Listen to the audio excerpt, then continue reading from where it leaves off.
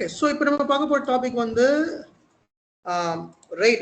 What is RAID அப்படிங்கிறது பார்க்க போறோம்.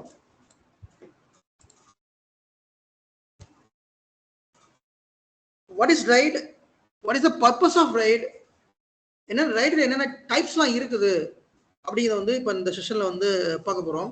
First what is the purpose of RAID அப்படிங்கிறத நம்ம என்னன்னு புரிஞ்சுக்கலாம்.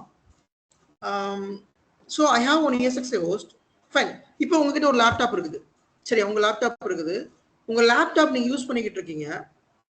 அந்த லேப்டாப்ல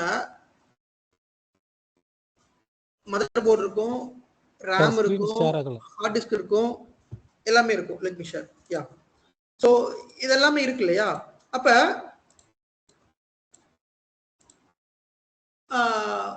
ஹார்ட் டிஸ்க் வந்து ஃபெயிலியர் ஆயிடுச்சு. உங்க லேப்டாப்ல உங்க லேப்டாப் யூஸ் பண்றீங்க. உங்க லேப்டாப்ல ஒரு ஹார்ட் டிஸ்க் வந்து லேப்டாப்ல வந்து ஹார்ட் டிஸ்க் இருக்கும், ரைட்டா?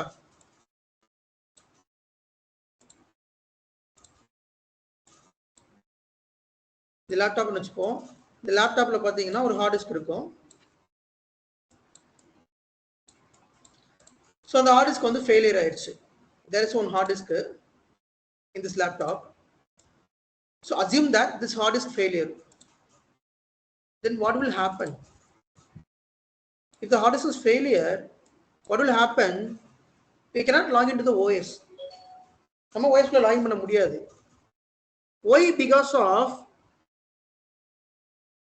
the OS and applications installed in this hard disk.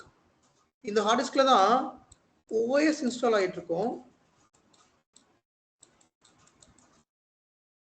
Application install ஆயிருக்கும். எல்லாமே இந்த ஹார்ட் டிஸ்க்ல தான் ரன் ஆகுது. அப்ப இந்த ஹார்ட் டிஸ்கே ஃபெயிலியர் ஆயிடுச்சு அப்படின்னா we cannot boot into the OS. OS குள்ளே போக முடியாது. So there is an impact. Okay, அப்போ OS ல பிரச்சனை வரும், பண்ண முடியாது.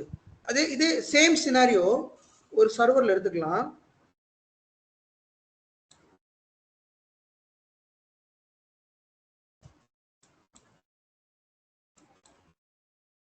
சேம் இப்ப ஒரு எக்ஸாம்பிள் நான் பண்றேன். இது ஒரு ESXi host. இந்த ESXi hostல ஒரு ஹார்ட் டிஸ்க் இருக்குது. இந்த ஹார்ட் டிஸ்க்ல ESXi OS போட்டிருக்கேன் நான்.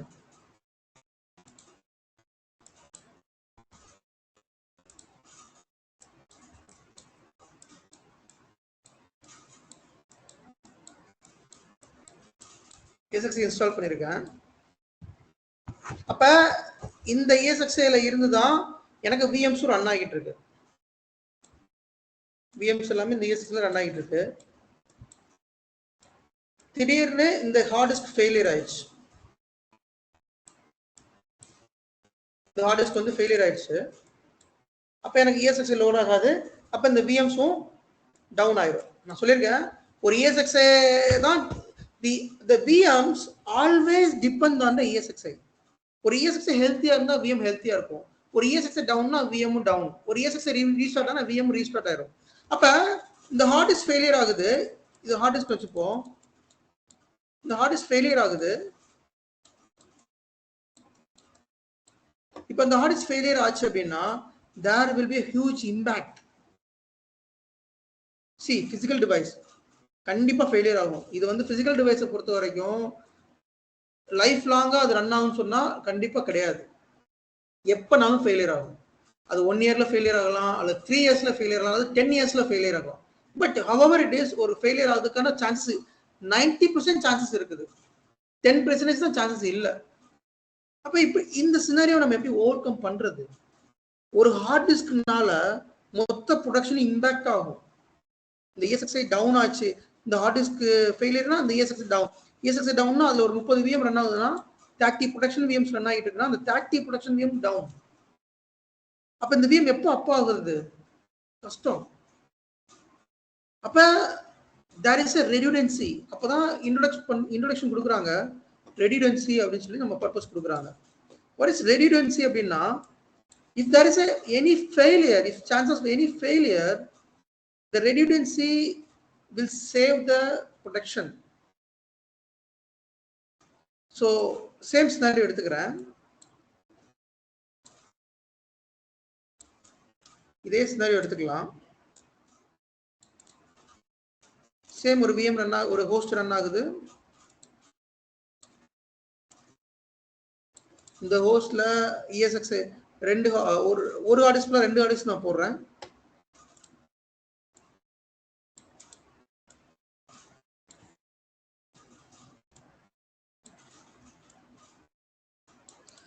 I'm putting 2 hard disks in the ESXi. So I'm installing ESXi OS on both hard disk. So same ESXi OS வந்து install பண்றேன். Not the OS, ESXi hypervisor install பண்றேன்.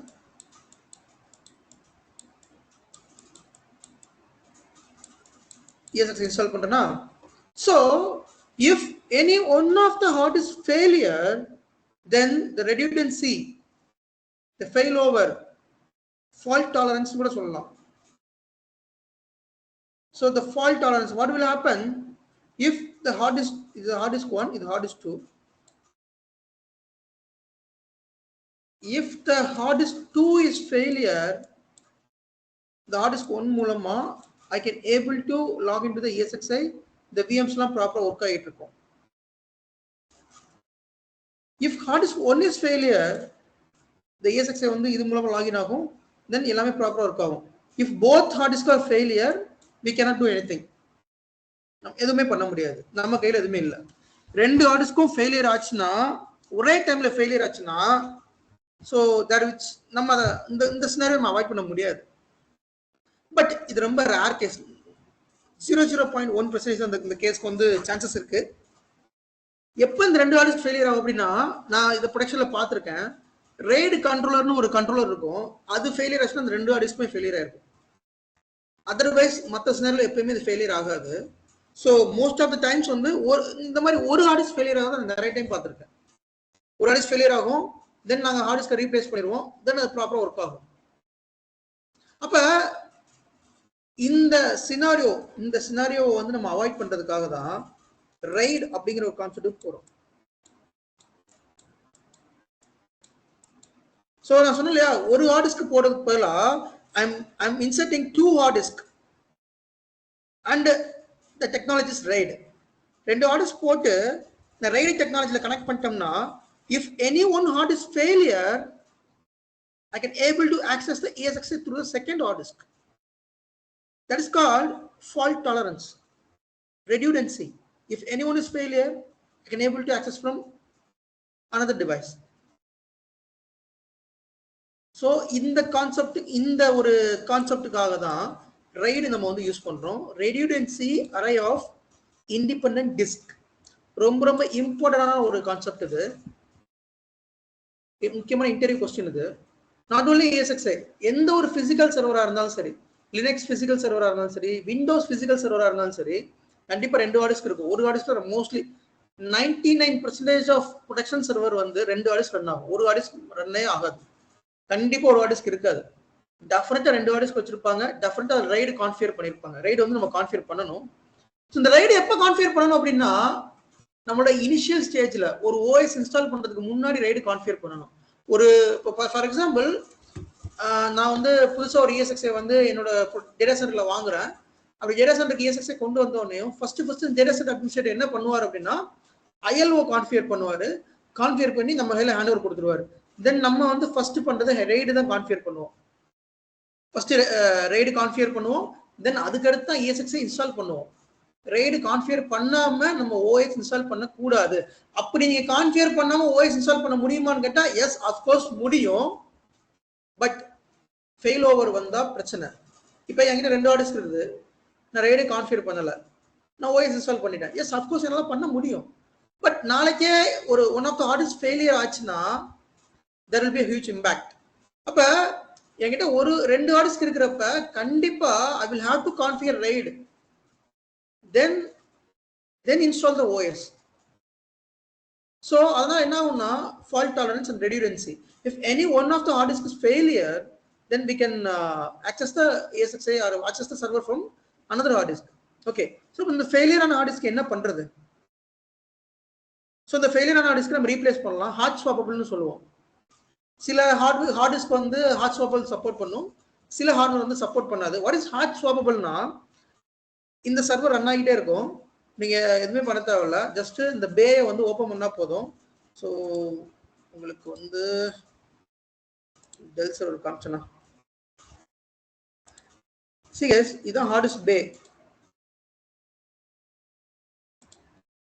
இந்த உள்ள தெரியுதா, இது ஆக்சுவலி இது போட்டுக்கிறாங்க, இந்த இருக்கா, இந்த பட்டன் இருக்கா, இதுதான் ஹார்ட் டிஸ்க். இதுல அந்த லோகோ இருக்கு பாருங்க, இந்த லோகோ தான் hard disk logo. Green colour எரியுதா, அப்போ ஹார்ட் டிஸ்க் வந்து ரன் ஆகிட்டு இருக்குன்னு அர்த்தம். இந்த பட்டனை பிரஸ் பண்ணீங்கன்னா இது ஹார்ட் டிஸ்க் பே. இது முன்னாடி ஒரு பெசல் இருக்கு, இந்த பெசலை எடுத்துடலாம். ஆக்சுவலி பெசல் இல்லாம இருக்காது. ஓகே, இதுல பாருங்க தெளிவா தெரியும். இது வந்து ஃப்ரண்ட் வியூ. ஓகே, இது வந்து சர்வர் ரேக் சர்வரோட rear view. Rack server front view பாருங்க. இதுல இந்த இருக்கா, இது பேர் hard disk bay. there is a technical word, RAM slot, CPU socket. RAM insert பண்ற இடத்துக்கு பேர் RAM slot, CPU இன்சர்ட் பண்ற இடத்துக்கு பேர் CPU socket. அதே மாதிரி ஹார்ட் டிஸ்க் இன்சர்ட் பண்ற இடத்துக்கு பேர் ஹார்ட் டிஸ்க் பே, BAY, ஹார்ட் டிஸ்க் பே. ஓகே, ஸோ இப்போ இதுல வந்துட்டு நிறைய ஹார்ட் டிஸ்க் போடுற மாதிரி இருக்குது, பட் நம்ம மோஸ்ட்லி 2 ஹார்ட் டிஸ்க் தான் போட்டிருப்போம். இப்போ ஹார்ட் டிஸ்க் 1, இது ஹார்ட் டிஸ்க் 2ன்னு வச்சுக்கோங்களேன். இப்போ இதுல ஏதாவது ஒரு ஹார்ட் டிஸ்க் ஃபெயிலியர் அப்படின்னா இன்னொரு ஹார்ட் டிஸ்க் ரன் ஆகும். இப்போ இது வந்து இந்த ஹார்ட்வேர் வந்து ஹார்ட் ஸ்வாப்பபிள் சப்போர்ட் பண்ணுச்சுன்னா, நம்ம இந்த பட்டன் இருக்கு இல்லையா, இந்த பட்டனை பிரஸ் பண்ணுவோம். பிரஸ் பண்ணா இந்த பே மட்டும் தனியா வெளியில வரும். தென் we can replace the hard disk. அது டிபெண்ட்ஸ் ஆன் ஹார்ட்வேரை பொறுத்து. சில ஹார்ட்வேர் வந்து ஹார்ட் ஸ்வாப்பபிள் சப்போர்ட் பண்ணும். ஹார்ட் ஸ்வாப்பபிள்னா அந்த சர்வர் ரன் ஆகிட்டு இருக்கும்போது we can able to change the hardware. if it's not supporting hard swappableனா நம்ம வந்து இதை ஷட் டவுன் பண்ணணும், மெயின்டெனன்ஸ் மோட் போடணும். மெயின்டெனன்ஸ் மோட் போட்டு அந்த VMs எல்லாம் வேற ஹோஸ்ட்டுக்கு கொண்டு போயிடணும். then we can shut down the host, then we can replace the hard disk if it is not supporting the hardware. அது ரொம்ப லேட்டஸ்டான ஹார்ட்வேர் எல்லாமே ஹார்ட் ஸ்வாப்பபிள் சப்போர்ட் பண்ணும். ரொம்ப ஓல்டர் ஹார்ட்வேர்லாம் வந்து சர்வர்லாம் வந்து ஹார்ட் ஸ்வாப்பபிள் சப்போர்ட் பண்ணாது, which means சர்வர் ரன் ஆகிட்டு இருக்கும்போது நம்மளால ஹார்ட் டிஸ்கை மாற்ற முடியாது. ஸோ அது டிபெண்ட்ஸ் ஆன் த வெண்டரை பொறுத்து, டிபெண்ட்ஸ் ஆன் த கான்ஃபிகரேஷன் பொறுத்து மாறுபடும்.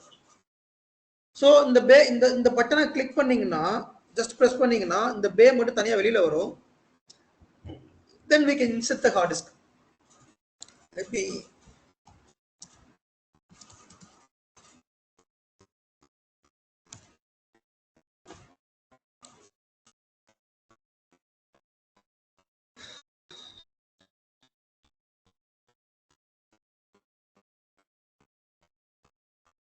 ஏதாவது ஒரு இந்த மாதிரி தான் இருக்கும். அந்த பே வந்து இப்படி தான் இருக்கும். எய்தர் இதுல ஹார்ட் டிஸ்க்கும் போட்டுக்கலாம் அல்லது SSDயும் போட்டுக்கலாம். டிபெண்ட்ஸ் ஆன் த மாடல் பொறுத்து, சப்போர்ட் பண்றதை பொறுத்து. Hard disk HDD or SSD. How to replace hard drives and carrier for PowerEdge R530. So இதுல வீடியோவை போட்டிருக்கான் பாருங்க.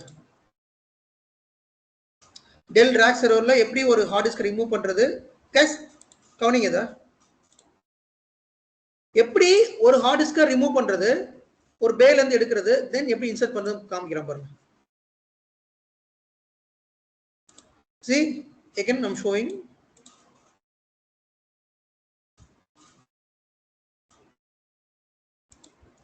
நல்லா பாருங்க, இந்த பட்டன் இருக்கா, இந்த பட்டன் பிரஸ் பண்ணீங்கன்னா அந்த பே வந்து ஓபன் ஆகும். தென் நம்ம அதை வந்து அன்பிளக் பண்ணிக்கலாம். அன்பிளக் பண்ணிட்டு இதுல ஸ்க்ரூ இருக்கும், இந்த ஸ்க்ரூவை வந்து கழட்டிட்டு தென் அந்த ஹார்ட் டிஸ்கை வெளியில எடுத்துக்கலாம்.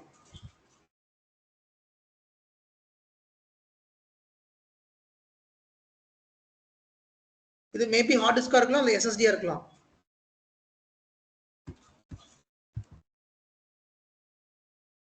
அவ்வளவுதான். ஸோ இப்போ நம்ம ரீப்ளேஸ் பண்றோம் அப்படின்னா சேம் இன்சர்ட் பண்றோம், ஸ்க்ரூவை போடுறோம், தென் அந்த பேல வந்து இந்த ஸ்லாட் அந்த பேல வந்து இன்சர்ட் பண்றோம். See, அவ்வளவுதான். இன்சர்ட் பண்ணிட்டு லாக் பண்ணா முடிஞ்சு போச்சு. See,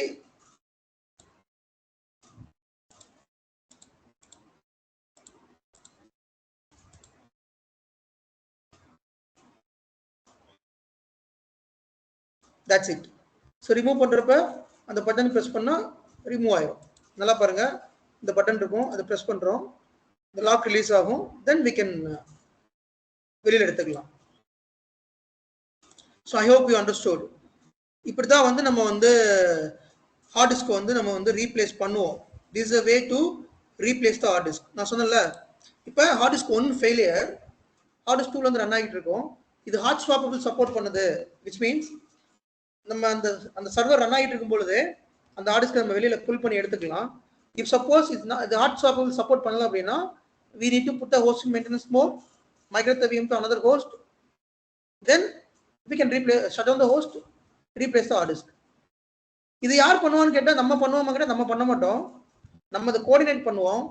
மோஸ்ட்லி இதெல்லாம் பண்றது வந்து டேட்டா சென்டர்ல இருக்கவங்க தான் கோஆர்டினேட் பண்ணுவாங்க.